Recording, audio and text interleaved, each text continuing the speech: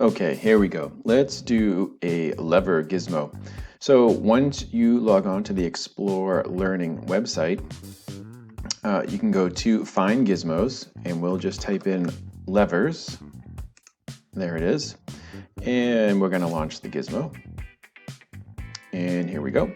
I'm going to make this one a little bit bigger in just a moment. What you can do, what I would suggest, is where it says the info over here, is you can just open up the vocabulary sheet, and it's a nice PDF, and it gives you a list of the vocab that they're using in this gizmo.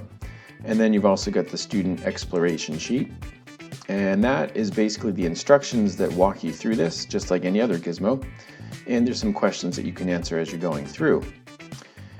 You don't have to print these out. These are in PDF.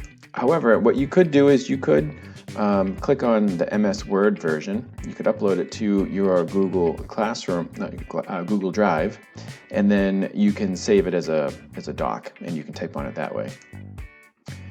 So I'm just going to make this a little bit bigger.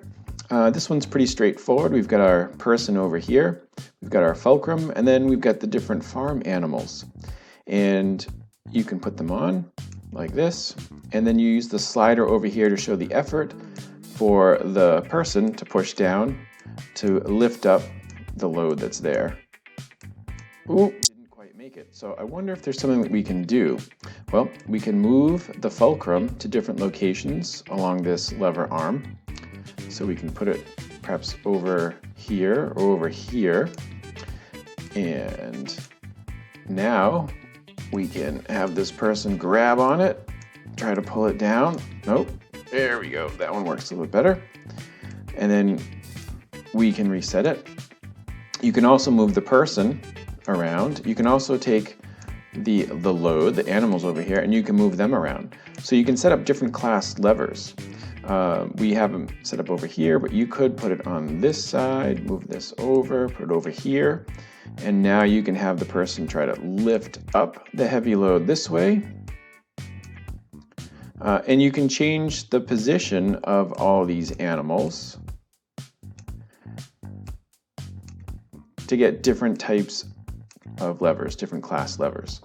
We'll just put this back. Now, the other thing that we can do is we can click here to show the forces. So when you put something on, it has arrows that show the force here and here. You can also put grid lines, so you can measure the distance up or down for the lever. So that's about it for this particular gizmo. Give it a try, go through the steps, and you should be just fine.